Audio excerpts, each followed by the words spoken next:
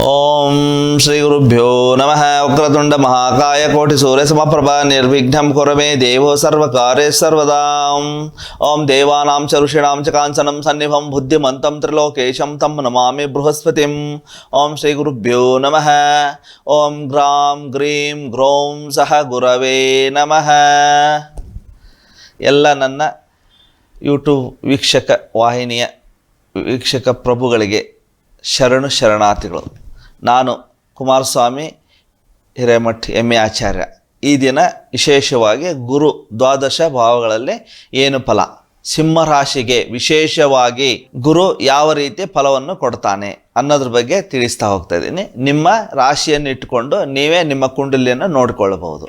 ಸಿಂಹ ರಾಶಿಯಿಂದ ನಿಮ್ಮ ರಾಶಿ ಲಗ್ನಕ್ಕೆ ಗುರು ಎಷ್ಟನೇ ಮನೆಯಲ್ಲಿದ್ದಾನೆ ಅನ್ನೋದ್ರ ಬಗ್ಗೆ ಲಾಭಗಳನ್ನು ನೀವೇ ತಿಳಿಬಹುದು. ನಿಮ್ಮ ರಾಶಿ ನಿಮ್ಮ ಜಾತಕ ನೀವೇ ತಿಳಿಯಿರಿ. ಸಿಂಹ ರಾಶಿಯಲ್ಲಿ ಜನ್ಮ ಅಲ್ಲಿ ಲಗ್ನದ್ದೇ ಗುರು ಬಂದರೆ ಜನ್ಮಗುರು ನರೋದುಃಖ ಅಂತ ಹೇಳ್ತೀವಿ. ಆದರೆ ಅಗ್ನಿತತ್ವ ಗ್ರಹವು ಪಂಚಮಾಧಿಪತಿಯಾಗಿ ಲಗ್ನದಲ್ಲಿ ಬಂದರೆ ತುಂಬ ಜ್ಞಾನ, ವಿದ್ಯೆ, ಅದೃಷ್ಟ, ನಿಮ್ಮ ಹಿಂದಿನ ಜನ್ಮ ಪೂರ್ವ ಪುಣ್ಯದ ಯೋಗವನ್ನು ಈ ಜನ್ಮಕ್ಕೆ ತಂದು ಕೊಡ್ತಾನೆ. ಯಾಕಂದರೆ ಗೋಚಾರದಲ್ಲಿನೂ ಪಂಚಮ ಸ್ಥಾನ ಸಿಂಹರಾಶಿಯಾಗಿ ಪೂರ್ವ ಪುಣ್ಯ ಸ್ಥಾನ ಆಗಿ ಪಂಚಮಾಧಿಪತಿ ಗುರು ಲಗ್ನದಲ್ಲಿರೋದು 1,00,000 ಕೋಟಿ ಪುಣ್ಯ ಅಂತ. ಏನೇ ಬಂದಿರಲಿ ಅದನ್ನು ಡೇರಿಂಗ್, ಧೈರ್ಯ, ಸಾಹಸದಿಂದ ಮುನ್ನುಗ್ಗಿ ಅದನ್ನು ಮಾಡೇ ತೀರ್ತಾನೆ ಅನ್ನೋ ವ್ಯಕ್ತಿಗಳಾಗಿರ್ತಾರೆ. ಯಾಕಂದರೆ ಅಲ್ಲಿ ಸಿಂಹ ರಾಶಿ ಲಗ್ನವಾಗಿ ಗುರು ಅಗ್ನಿಗ್ರಹ ಅಗ್ನಿಯಲ್ಲೇ ಇದ್ದು ಅವನ ಮಿತ್ರನಾಗಿ ಅವ್ರಿಗೆ ಒಂದು ಪವರ್ ಕೊಡ್ತಾನೆ. ಆದರೂ ಸಹ ಅವರಿಗೆ ಸ್ವಲ್ಪ ರೆಸ್ಪಾನ್ಸಿಬಿಲಿಟಿ, ಒಂಟಿತನ, ಹೆಚ್ಚು ಜವಾಬ್ದಾರಿಗಳು ಅವ್ರ ಮೇಲೆ ಕಾಡ್ತಾ ಹೋಗ್ತವೆ. ಆದರೆ ಅವ್ರಿಗೆ ಪಾಲಿಗೆ ಬಂದಿದ್ದು ಪಂಚಾಮೃತ ಅಂತ ಅವರ ಅದೃಷ್ಟ ತಕ್ಕಂಗೆ ಅವರು ಮಾಡ್ಕೊಂಡು ಹೋಗಲೇಬೇಕು. ಆದರೆ ಗುರು ಅಷ್ಟಮಾಧಿಪತಿಯಾಗಿ ಪಂಚಮಾಧಿಪತಿಯಾಗಿ ಲಗ್ನದಲ್ಲಿರ್ತಾನೆ. ನೋಡಿ, ಯಾರೇ ಜಾಸ್ತಿ ಜಾತಕ ಮತ್ತು ರಾಶಿಗಳಲ್ಲಿ ಅಷ್ಟಮಾಧಿಪತಿ ಲಗ್ನದಲ್ಲಿದ್ದರೆ ಆರೋಗ್ಯದಲ್ಲಿ ತೊಂದರೆ ಇರುತ್ತೆ. ಲಗ್ನಾಧಿಪತಿ 8ಕ್ಕಿದ್ರೆ 8ರ ಲಗ್ನದಲ್ಲಿದ್ರೂ ತೊಂದರೆ ಉಂಟಾಗದೆ.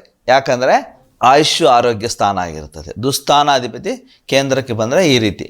ಇಲ್ಲಿ ಪೂರ್ವ ಪುಣ್ಯಾಧಿಪತಿಯಾಗಿ ಲಾಭ ಅದೃಷ್ಟನ್ನು ಕೊಡ್ತಾನೆ. ಅಷ್ಟಮಾಧಿಪತಿಯಾಗಿ ಅನ್ಕ್ಯೂರೇಬಲ್ ಡಿಸೀಸ್ ಅಂದರೆ ಬಗೆಹರಿಯದಂಥ ಕಾಯಿಲೆಗಳು ಇರುತ್ತೆ. ಉದಾಹರಣೆಗೆ ಶುಗರ್ ಅಂತ ಹೇಳ್ಬೋದು. ಗುರು ಅಂದರೆ ಸಿಹಿ ಪದಾರ್ಥ ಅಂತ ಸೂಚನೆ ಕೊಡ್ತಾನೆ. ಶುಗರ್ ಕಾಯಿಲೆಗಳು ಇವರಿಗೆ ಅಂದರೆ ಅನ್ಕ್ಯೂರೇಬಲ್ ಅಂದರೆ ಬಗೆಹರಿದಂಥ ಕಾಯಿಲೆ. ನೋಡ್ರಿ, ವಿದ್ಯೆ, ಜ್ಞಾನ, ಪೂರ್ವ ಪುಣ್ಯಾಧಿಪತಿ ಲಾಭನೂ ಕೊಡ್ತಾನೆ, ಅದನ್ನು ಕೊಡ್ತಾನೆ. ಅಂದರೆ ಒಂದು ಬೇಕು ಒಂದು ಬೇಡ ಅಂದರೆ ಕೇಳಲ್ಲ. ಅದೇನು ಕೊಡ್ತಾರೆ ನಾವು ಸ್ವೀಕಾರ ಮಾಡಬೇಕು ಅಷ್ಟೇ. ಇಲ್ಲಿ ಅದಕ್ಕೆ ಏನಾದರೂ ಉಲ್ಬಣ ಆಗದಂಗೆ ಮಂತ್ರ ಪೂಜೆಗಳನ್ನು ಹೇಳ್ತಾ ನೀವು ಶಮನ ಮಾಡ್ಕೋಬಹುದು. ಅದೇ ರೀತಿ ನೋಡಿ, ಸಿಂಹ ರಾಶಿಯವರಿಗೆ ಯಾವ್ಯಾವ ರಾಶಿ ಗ್ರಹಗಳು ನೋಡಿ, ಗುರುಗ್ರಹ 2, 5, 7, 9, 11ರಲ್ಲಿದ್ದರೆ ತುಂಬ ಶುಭ. ಅದೇ ರೀತಿ 1, 3, 4, 6, 8, 12, 10ರಲ್ಲಿದ್ದರೆ ಅಶುಭ ಆಗಿರ್ತದೆ. ಎಲ್ಲರಿಗೂ ಒಂದೇ. ಅವರ ರಾಶಿ ಲಗ್ನದಲ್ಲಿ ಈ ರೀತಿ ನೋಡ್ಕೋಬಹುದು. ರಾಶಿ ಅಂದರೆ ಎಷ್ಟು, ಲಗ್ನ ಅಂದರೆ ಎಷ್ಟು. ರಾಶಿ ಅಂದರೆ 30%, ಲಗ್ನ ಅಂದರೆ 70%. ಈ ರೀತಿ ತಿಳಿಬೇಕು. ಮತ್ತು ಸಿಂಹ ರಾಶಿಯಲ್ಲಿ ಜನ್ಮಗುರು ಇದ್ದರೆ ಸ್ವಲ್ಪ ರೆಸ್ಪಾನ್ಸಿಬಿಲಿಟಿ ಪರ್ಸನ್ನು. ಆದರೆ ಮಠ, ಮಾನ್ಯ, ಸಂಸ್ಥೆ ಕಟ್ಟೋದ್ರಲ್ಲಿ ನಂಬರ್ 1 ಆಗಿರ್ತಾರೆ ಅವರು. ಅವ್ರು ಹೇಳಿದ್ದೇ ವೇದವಾಕ್ಯ. ಯಾಕಂದರೆ ದೈವಶಕ್ತಿ ತುಂಬ ಇರುತ್ತೆ ಅವ್ರಿಗೆ. ಯಾಕಂದರೆ ಪಂಚಮಾಧಿಪತಿ ಲಗ್ನದಲ್ಲಿದ್ದರಂತೂ ತುಂಬ ಅದೃಷ್ಟ. ಅದೇ ರೀತಿ ಧನಸ್ಥಾನವನ್ನು ತಿಳಿಯೋಣ. ಧನಸ್ಥಾನದಲ್ಲಿ ಕನ್ಯಾ ರಾಶಿ ಆಗುತ್ತದೆ. ಕನ್ಯಾ ರಾಶಿಯಲ್ಲಿ ಅವನು ಶತ್ರುಸ್ಥಾನ ಆಗುತ್ತದೆ. ಅದು ಮತ್ತೆ ಶತ್ರುಸ್ಥಾನ ಆಗಿರೋದ್ರಿಂದ ಸ್ವಲ್ಪ ಹಣಕಾಸಲ್ಲಿ ಸಿಕ್ಕಾಕೊಳ್ಳೋದು, ಹಣಕಾಸು ತೊಂದರೆ ಬರೋಂಥದ್ದು, ಇನ್ನೊಬ್ಬರಿಗೆ ಜವಾಬ್ದಾರಿ ಜಾಮೀನು ಕೊಟ್ಟು ಇವ್ರು ಸಿಕ್ಕಾಕೊಳ್ಳೋದಾಗಿರ್ತದೆ. ಯಾಕಂದರೆ ಧನಸ್ಥಾನದಲ್ಲಿ ಶತ್ರು ಮನೆಯಲ್ಲಿ ಗುರು ಇದ್ದರೆ ಈ ರೀತಿ ಆಗುತ್ತದೆ. 2ನೇ ಮನೆಯಲ್ಲಿ ಶುಭನೂ ಇದೆ, ಅಶುಭನೂ ಇದೆ. ಇಲ್ಲಿ ಅದಕ್ಕೆ ಎಚ್ಚರ ವಹಿಸ್ಬೇಕು. ಇವ್ರದ್ದು ಏನಿದೆ ಅಷ್ಟೇ ಮಾಡ್ಕೊಂಡು ಹೋಗ್ಬೇಕು. ಇನ್ನೊಬ್ಬರಿಗೆ ಫ್ರೆಂಡ್ಸ್, ಪಾರ್ಟ್ನರ್ಗೆ ಏನಾದರೂ ಇವರು ಜಾಮೀನು ಹಾಕೋದು ಇಂಥದ್ದು ಮಾಡಬಾರ್ದು. ಇವ್ರದ್ದು ಸೆಲ್ಫ್ ಎಷ್ಟಿದೆ ಅಷ್ಟು ಮಾಡಿದರೆ ತುಂಬ ಒಳ್ಳೆಯದು. ಆದರೆ ಇನ್ನೊಬ್ರು ಏನಾದರೂ ಜವಾಬ್ದಾರಿ ತೊಗೊಳಕ್ಕೆ ಹೋದರೆ ಇವ್ರ ತೊಂದರೆಗಳು ಕಟ್ಟಿಟ್ಟ ಬುತ್ತಿಯಾಗಿರ್ತದೆ. ಆದ್ದರಿಂದ ಧನಸ್ಥಾನದಲ್ಲಿ ಗುರು ಒಳ್ಳೆಯದೇ, ಶುಭ ಅಂತ ಹೇಳ್ತೀವಿ. ಆದರೂ ಬೇರೆಯವರಿಗೆ ಸಹಾಯ ಮಾಡಿ ನೀವು ಸಿಕ್ಕಾಕೊಳ್ಳೋಂಥ ತೊಂದರೆ ಇರುತ್ತದೆ. ಅದರಿಂದ ದೂರ ಉಳಿಬೇಕು. ಮತ್ತು 3ನೇ ಸ್ಥಾನ ತುಲಾ ರಾಶಿಯಲ್ಲಿ 3ನೇ ಸ್ಥಾನ ಉಪೇಕ್ಷೆಯ ಸ್ಥಾನ ಅಂತ ಹೇಳ್ತೀವಿ. ಅಲ್ಲಿ 3ನೇ ಸ್ಥಾನದಲ್ಲಿ ಗುರು ಶುಕ್ರ ಶತ್ರು ಮನೆಯಲ್ಲಿರೋಂಥದ್ದು. ಇಲ್ಲೇನಾಗುತ್ತೆ ಅಂದರೆ ಅಣ್ಣ ತಮ್ಮಂದಿರಲ್ಲಿ ಹೆಣ್ಣು ಮಕ್ಕಳು ಇರಲಿ ಗಂಡು ಮಕ್ಕಳಾಗಲಿ, ಅಣ್ಣ ತಮ್ಮ ಅಕ್ಕ ತಂಗಿಯರು ಸ್ವಲ್ಪ ವಾದ ವಿವಾದಗಳು, ವಿರೋಧಗಳು ಉಂಟಾಗಂಥದ್ದು, ಮಾತಿನ ಘರ್ಷಣೆಗಳು ಉಂಟಾಗಂಥದ್ದು. ಗುಡ್ ಕಮ್ಯುನಿಕೇಟರ್ ಆಗಿದ್ರೂ ಈ ರೀತಿ ಸ್ವಲ್ಪ ಶತ್ರುತ್ವಗಳು ಉಂಟಾಗಂಥದ್ದು. 3ನೇ ಮನೆಯಲ್ಲಿದ್ರೂ ಸ್ವಲ್ಪ ಫಲ ಕಡಿಮೆ ಅಂತಲೇ ಹೇಳ್ಬೋದು. ಅದೇ ರೀತಿ 4ನೇ ಸ್ಥಾನ ಸಿಂಹ ರಾಶಿಗೆ 4ನೇ ಸ್ಥಾನ ಬಂದು ವೃಶ್ಚಿಕ ರಾಶಿಯಲ್ಲಿ ಏನಾದರೂ ನಿಮ್ಮ ಜಾತಕ ಲಗ್ನದಲ್ಲಿ ಗುರು ಇದ್ದರೆ ಕೇಂದ್ರಾಧಿಪತ್ಯ ದೋಷ ಉಂಟಾಗಿ 4ನೇ ಗುರು ಅಂದರೆ ಪಾಂಡವರು ವನವಾಸಕ್ಕೆ ಹೋದ ಸಮಯ ಅಂತ ಹೇಳ್ತೀವಿ ನಾವು. ಆ ರೀತಿ ಸ್ವಲ್ಪ ಕಷ್ಟ ನಷ್ಟಗಳು ಬರೋಂಥದ್ದು ಇರುತ್ತದೆ. ಇಲ್ಲಿ ಗೋಚಾರದಲ್ಲಿ ಫಲಾಫಲಗಳು ಹೆಚ್ಚು ಕಡಿಮೆ ಆಗುತ್ತೆ. ಇದು ಭಾವಫಲ, ಯಾವ ರಾಶಿ ಲಗ್ನದವ್ರಿಗೆ ಎಷ್ಟನೇ ಭಾವದಲ್ಲಿದ್ದರೆ ಫಲ ಅನ್ನೋದು ಅದನ್ನು ಫಿಕ್ಸ್ ಇರುತ್ತೆ. ಇದು ಒಂದು ಫಿಕ್ಸ್ ಇರೋದು. ಮತ್ತು ದಶಾಭುಕ್ತಿಗಳು ಬಂದು ಹೋಗುವಂಥದ್ದು ಇರುತ್ತೆ.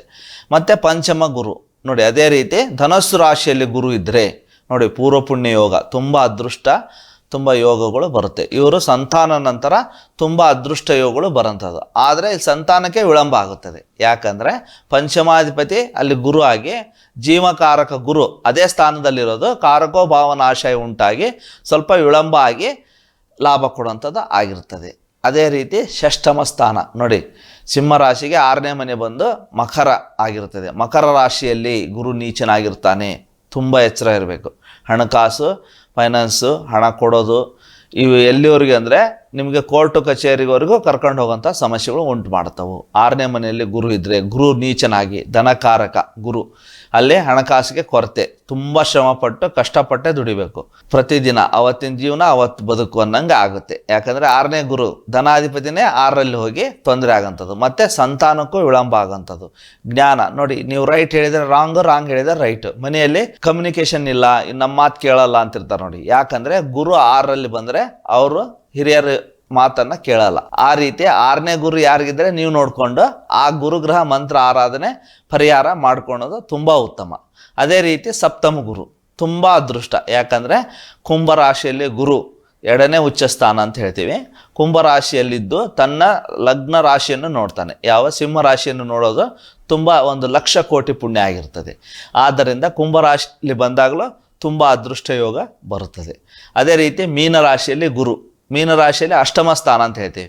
ಅಷ್ಟಮ ಸ್ಥಾನದಲ್ಲಿದ್ದರೆ ಸ್ವಲ್ಪ ಹೇಳಿದ್ವಿ, ಅಷ್ಟಮಾಧಿಪತಿ ಲಗ್ನದಲ್ಲಿದ್ದರು, ಲಗ್ನಾಧಿಪತಿ ಅಷ್ಟಮದಲ್ಲಿದ್ದರು, ಪೂರ್ವ ಪುಣ್ಯಾಧಿಪತಿಯಾಗಿ ಇವರಿಗೆ ಸಂತಾನದಲ್ಲೇ ಮಕ್ಕಳ ಅನಾರೋಗ್ಯ ಸಮಸ್ಯೆಗಳು ಉಂಟಾಗಂಥದ್ದು ಮಕ್ಕಳಿಗೆ.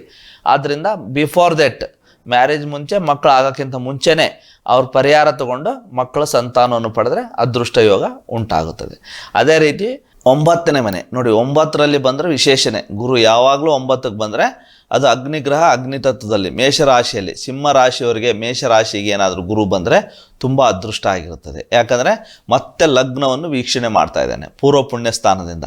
5ನೇ ದೃಷ್ಟಿಯಿಂದ ಅವರ ಸಿಂಹ ರಾಶಿಯನ್ನು ನೋಡೋದು ತುಂಬ ಅದೃಷ್ಟ ಯೋಗ ಉಂಟಾಗುತ್ತದೆ. ಅದೇ ರೀತಿ 10ನೇ ಮನೆ ವೃಷಭ ರಾಶಿ ಆಗಿರ್ತದೆ. ವೃಷಭ ರಾಶಿಯಲ್ಲಿ ಕೇಂದ್ರಾಧಿಪತ್ಯ ದೋಷ ಉಂಟಾಗಿ ಇಲ್ಲಿ ಉದ್ಯೋಗದಲ್ಲಿ ಸ್ವಲ್ಪ ಹಿನ್ನಡೆ, ತೊಂದರೆಗಳು ಉಂಟಾಗಿ ಇವರು ಮಾಡಲಿಲ್ಲದ ಅಪವಾದ ತೊಂದರೆಗಳು ಇವ್ರ ಮೇಲೆ ಬರೋಂಥದ್ದು ಇರ್ತದೆ. ಆದ್ದರಿಂದ ಗುರುಗ್ರಹ ಆರಾಧನೆ ಮಾಡಿದರೆ ಇವೆಲ್ಲ ಹೋಗಲಾಡಿಸ್ಬೋದು. 10ನೇ ಗುರು ಇದ್ದರೆ ಈ ರೀತಿ ಆಗುತ್ತೆ. 11ನೇ ಗುರು ನೋಡಿ, ಈಗ ಗೋಚಾರದಲ್ಲಿ ಗುರು 11ನೇ ಮನೆಯಲ್ಲೇ ಇದ್ದಾನೆ ಈಗ. ಆದ್ದರಿಂದನೇ ಸಿಂಹ ರಾಶಿಯವರಿಗೆ, ಲಗ್ನದವ್ರಿಗೆ ತುಂಬ ಅದೃಷ್ಟ ಯೋಗಗಳು ಬರ್ತಾ ಇದ್ದವು. ಇದು ಮೇವರೆಗೂ ಇರುತ್ತದೆ.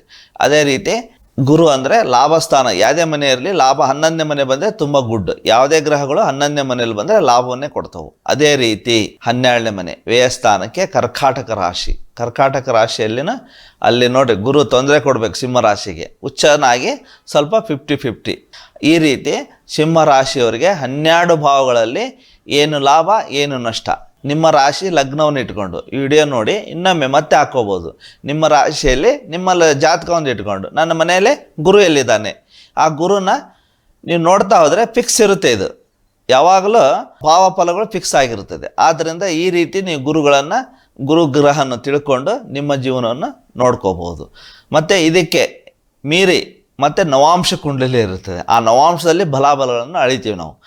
ಇನ್ನು ಇದಕ್ಕಿಂತ ಹೆಚ್ಚಿನ ಮಾಹಿತಿ ಬೇಕಾದರೆ ನಮ್ಮ ಶ್ರೀ ಹರಿಹರ ವೇದ ಬ್ರಹ್ಮ ಗುರುಕುಲವನ್ನು ಭೇಟಿಯಾಗಿ ಈ ಮಾಹಿತಿ ನಿಮಗೆ ಉಪಯುಕ್ತ ಆಗಿದೆ ಅಂತ ಹೇಳಿ ಈ ಕಾರ್ಯಕ್ರಮವನ್ನು ಮುಗಿಸ್ತಾ ಇದ್ದೇನೆ. ಧನ್ಯವಾದಗಳು. ಸರ್ವೇ ಜನ ಸುಖಿನೋ ಭವಂತು, ಸನ್ಮಂಗಲಾನಿ ಭವಂತು. ಶಿವಾರ್ಪಣಮಸ್ತು.